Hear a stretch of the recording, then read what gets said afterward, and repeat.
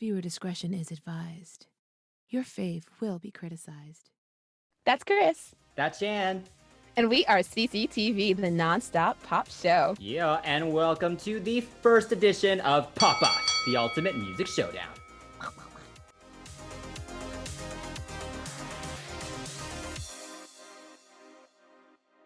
Pop Off is a segment here on CCTV where we take some tracks and pick our favorite.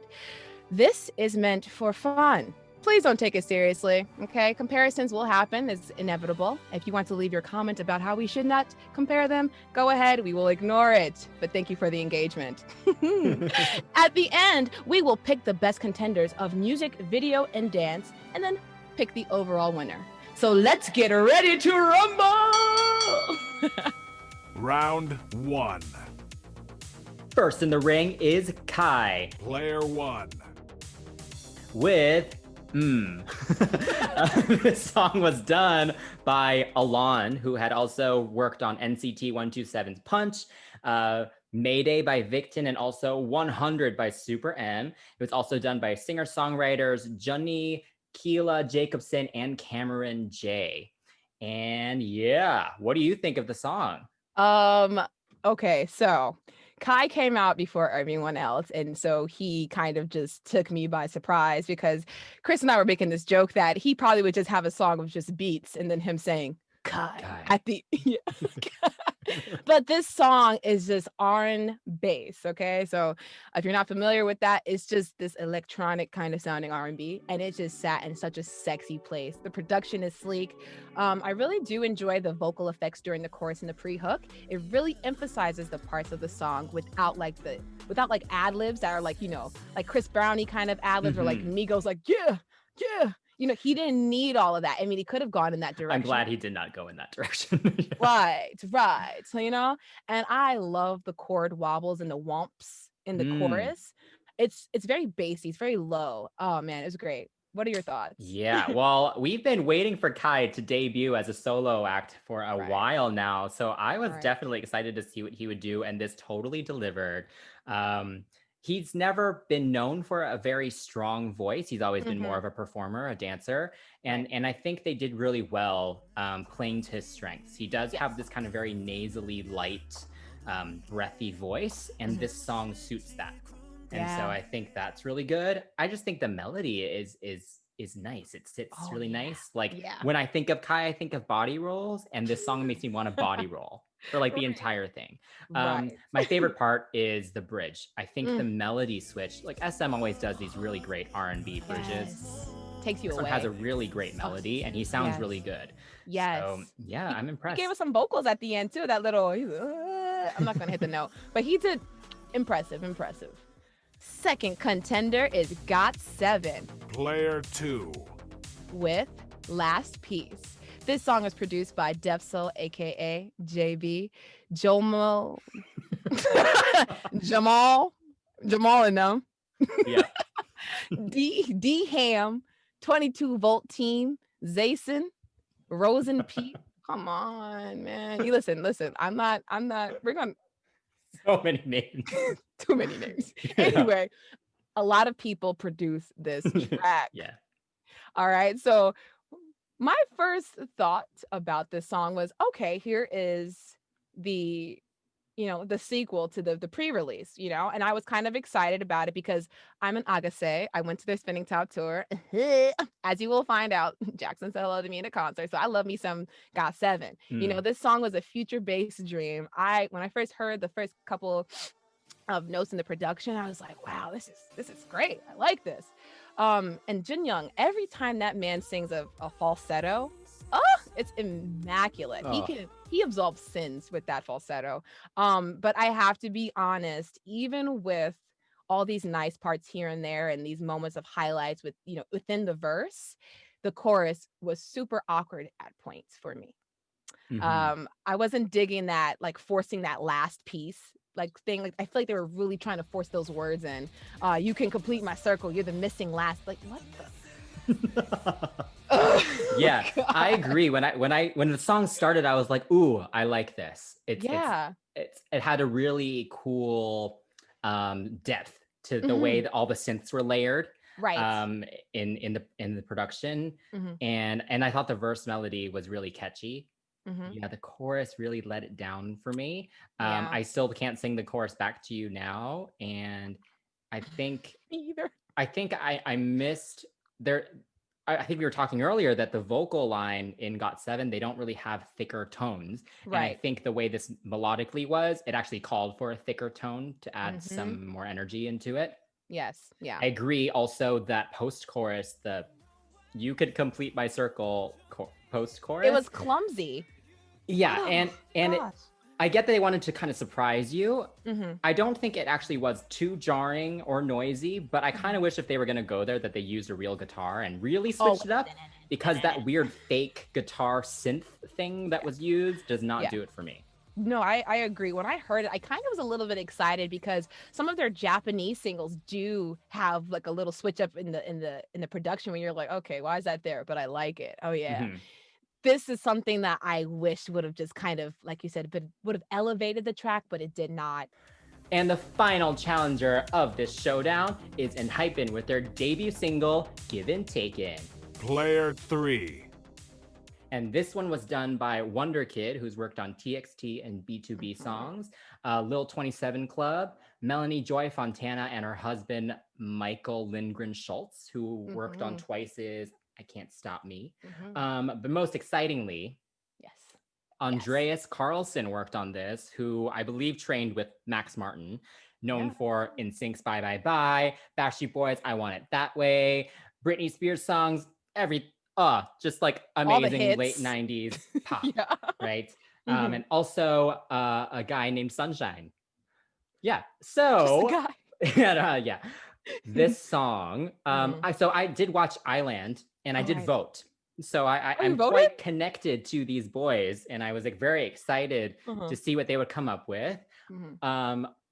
This is very much what I kind of expected, this kind of BTS TXT light song. It sounds kind of like Black Swan with that harp or whatever that is, a keyboard. Harpish. Yeah, harpish, kind of plucky thing that happens, this kind of dark tone that they were going for. But I think the most jarring thing in this song for me, I need them to get a new vocal producer, because this auto-tune, slightly vocoder, filtered effect that is used throughout the entire song is not it for me. And I feel like it completely strips all the personality and emotion out of their vocals. And if you're gonna go for this darker thing, you don't want robots singing. Not at all. You want something richer.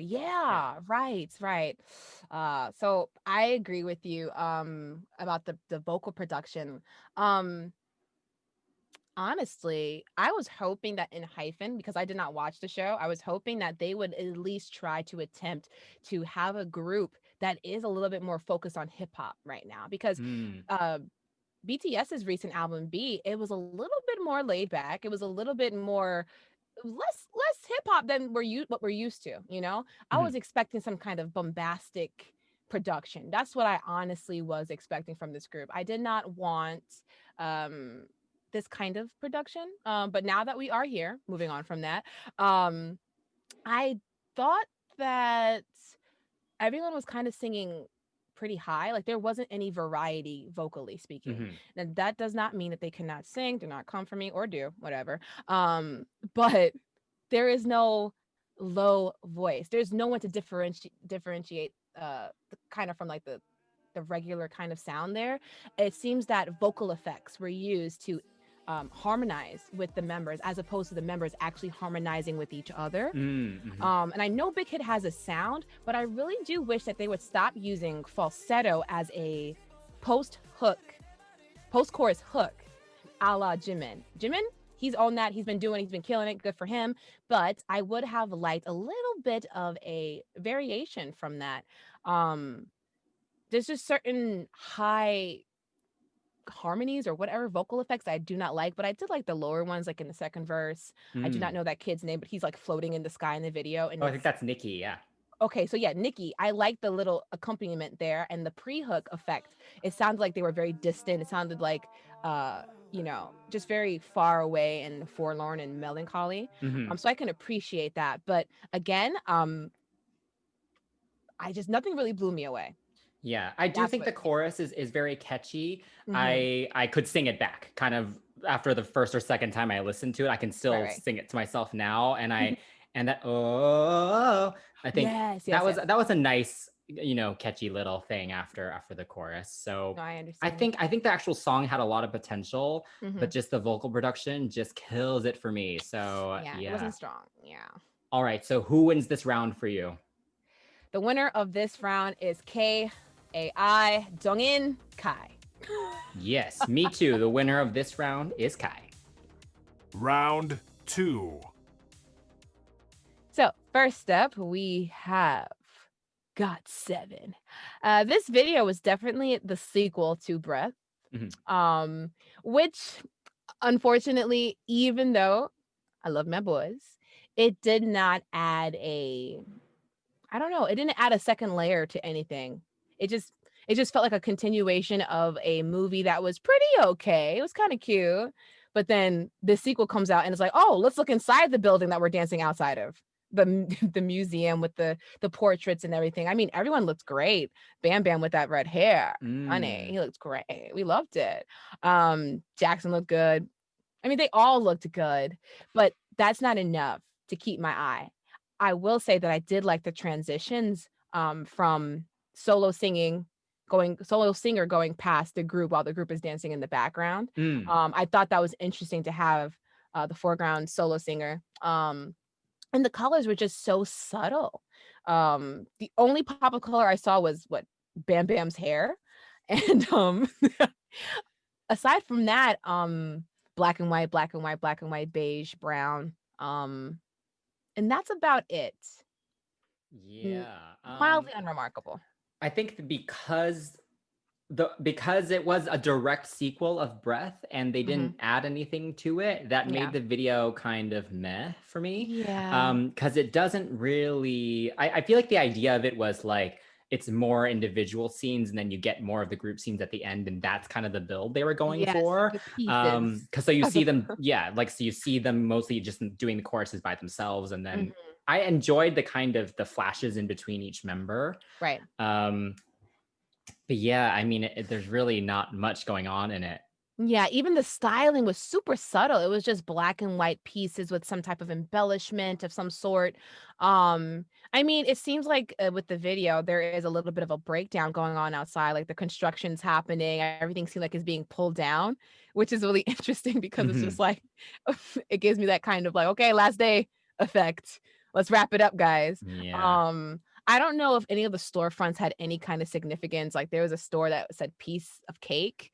There was a gallery. Like everyone was packing up. Like this whole video was very, very strange in the sense where it's like everything feels kind of finite. Like, is that the word I want to use here? Finite? Yeah, I mean, like it's the end. Like they're packing up the museum. They're packing up the construction outside. Everything's really bare. And then the song is called Last Piece. Last Piece. Yeah. So I don't know. I mean, do you think it's leading to something even more bare? Yeah, I think so. This song, it wasn't. I don't know. Yeah. All right, well, let's just move on to the second contestant, ENHYPEN. So for their debut video, I think they did first off, their stage presence or screen presence in this case was great. These boys are killing it. Shout out to Jungwon, who I voted, all my votes basically went to Jungwon. You killed it, man. He is so good. He's so good. He has so much potential. Yeah. But honestly, all of them were killing it. They had this whole vampire concept, which reminds me of VIX, but obviously this is a little less flamboyant, like not as like, right. But they seem to kind of embrace it and have fun with it, which is good. Yes. I just thought I don't really understand the storyline of it. I don't really get what that like ratty building was. Like the dead bat skin. I don't know what that was. I'm not a fan of the I get the whole vampire thing, but I don't love the frilly dress shirt. Yeah. They were going very Bram Stoker, like Dracula kind of feel, where it's just very, Date with a Vampire, Interview with a Vampire, excuse me. This was another video where it's the big hit formula, to create this kind of storyline where you have to figure out what the meaning is. Which is something that I can't say that I'm particularly fond of for everything. Like, I get that this song is meant to be, I guess, deep and to kind of just to reflect the whole big hit sound. But the whole, like, getting your friends together in a house and you all kind of maybe dying, but then coming back to life, it's a little, I don't know, it's a little strange. It's a little horror movie. I don't mind a good horror movie, but the whole, like, hey, let's kill our friends at a sleepover thing. What I will say is that I do appreciate some of the pops of color. The video was like black and white mostly. And then there were some washes of color, some red, to kind of create that juxtaposition with the blood, with the passion, with their fate, and connecting them in that kind of way. I did like that. I don't know the purpose of the big theater scenes, except maybe they're going to project their own vision of what they should be into the world.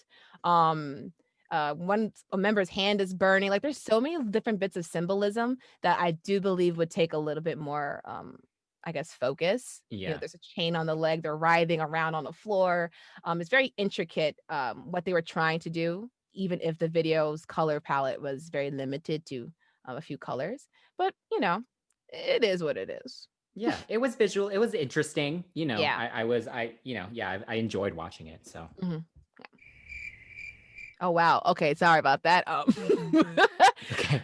It was a cool video, but on to the next contestant. Kai is up next for a video. I will say that this video was interesting because it gave me just debut EXO. I was transported back to 2012. Wait, no, a little bit further back. Excuse me. I was transported back. I was transported back into debut EXO. History, Mama, the effects. Yeah. I was really kind of nostalgic. I was like, wow, he's teleporting, because that is his power, teleportation. And I just thought it was kind of cute that they did that, kind of tied it in.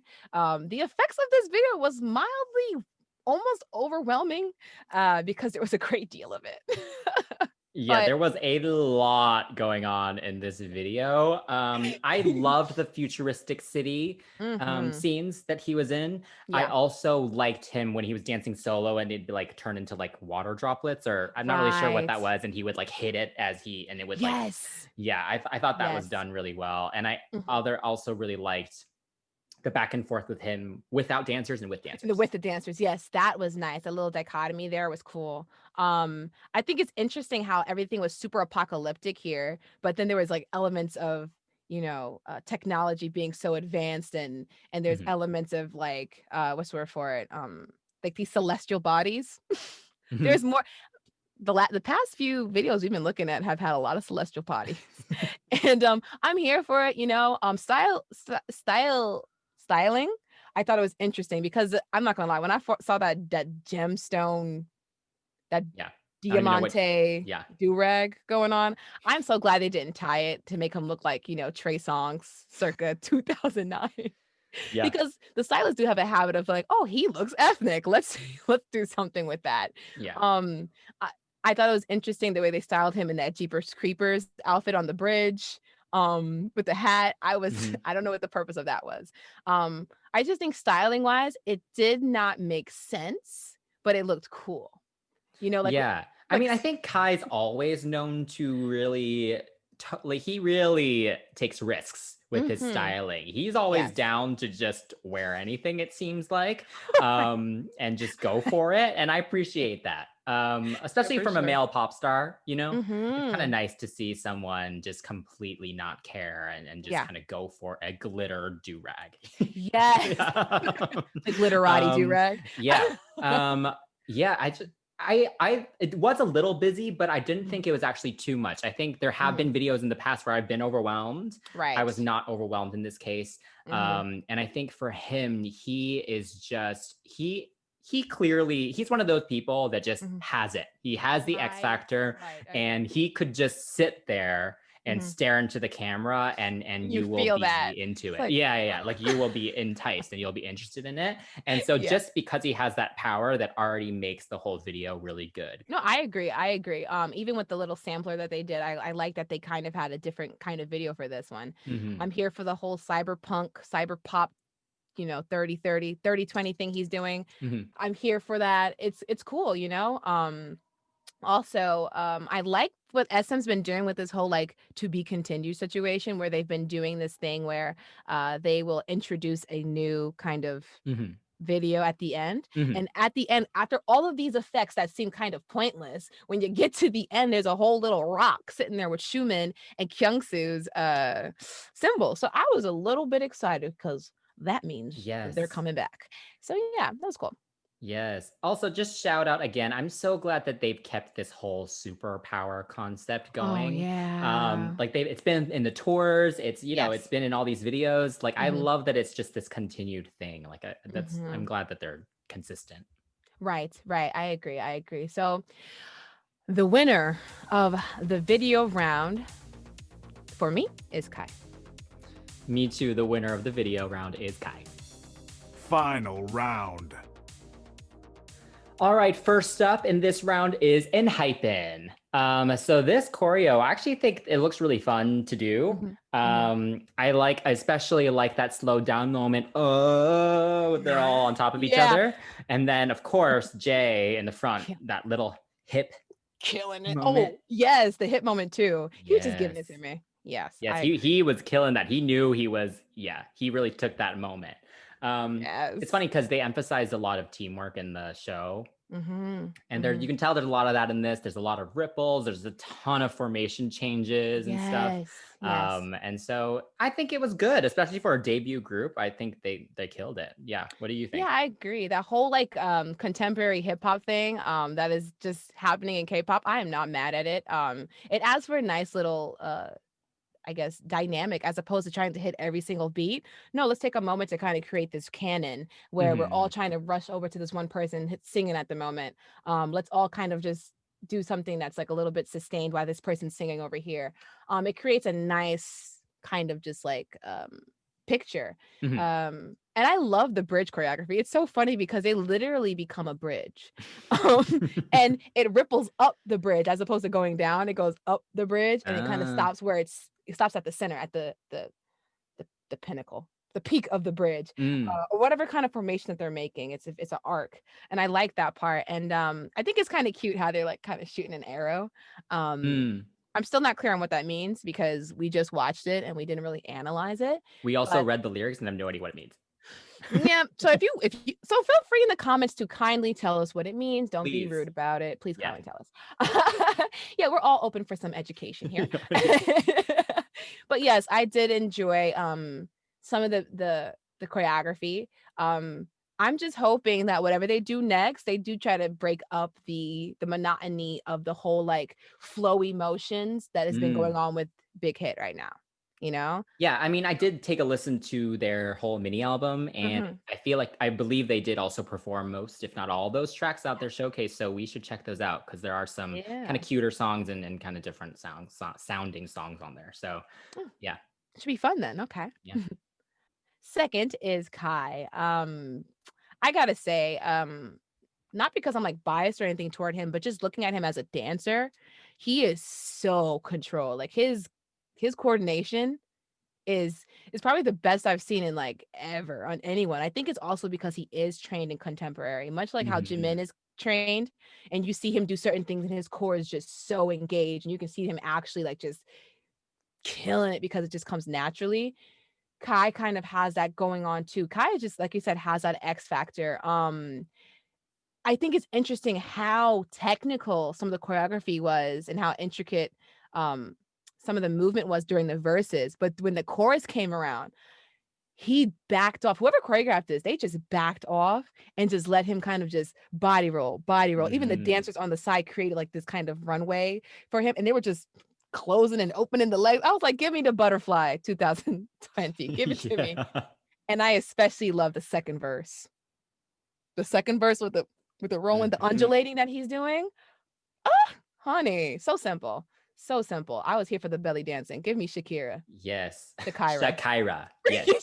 But yeah, like I said earlier, when I think of Kai, I think of body rolls because he just oozes like when he dances, I feel like he likes that kind of more like sexy choreo. He likes kind of sitting into things. Yes. And that's clearly what the song was made for. But yeah, I think like you were saying, it's great because there are some really super intricate moments and sharp moments in there. Right. I think he's known in the industry as one of the best dancers in K-pop, and this fully uses his range. It's super, super dynamic. I cannot wait to see a performance from it. From him. And yeah, just all the body rolls. Just give me all the body rolls from him. Yeah, honestly, I'm not mad at it. Yes, I'm not mad at it. He was giving me some tame and move, but instead I'll call it groove. I am here for the grooves, honey. Yeah.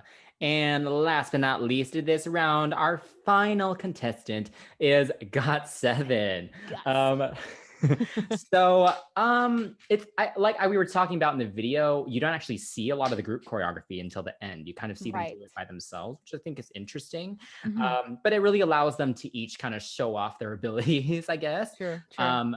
They're known for great choreo, I think. Like they always have, it's always quite smooth, I think. But then when you actually look at it, it's actually very hard and quick, but they make it look very easy. They've always been very good at that.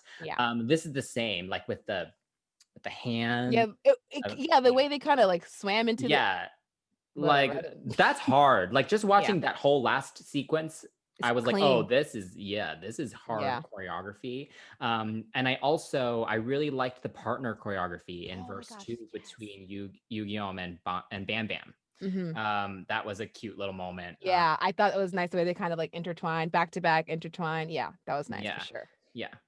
I loved Bam Bam dance. That kid he always could dance. I mean, he's not like outstanding where he's like, oh, I'm gonna do a backflip like how Jackson and Mark would come through and do it. He is not lead with, Yu-Gi-Oh doing it. And he's not JB who's break dancing all the whole time. But Bam Bam can move and he is agile. And you can definitely see that when his part comes in, he goes, double B, he comes in and he's like, and he just moves. He is so just aerodynamic, and he just moves really, for lack of a better word, choo. The automatopoeias fit him. So kudos to him for getting a little bit of a highlight moment. I love the formations. Like I said, as the singer, the soloist was in the foreground, the background is telling this kind of story. You see them connected in the beginning and then becoming undone. And as they're coming undone, the solos start to come out and start to sing. And I really did enjoy that. And I love the formation at the end with the circle as they're encompassing JB come back together at the end. That was really cool. And I think once I see the choreography, I wonder if it's going to compete with Lullaby for me. I want to know because that choreography love that choreography. Oh man.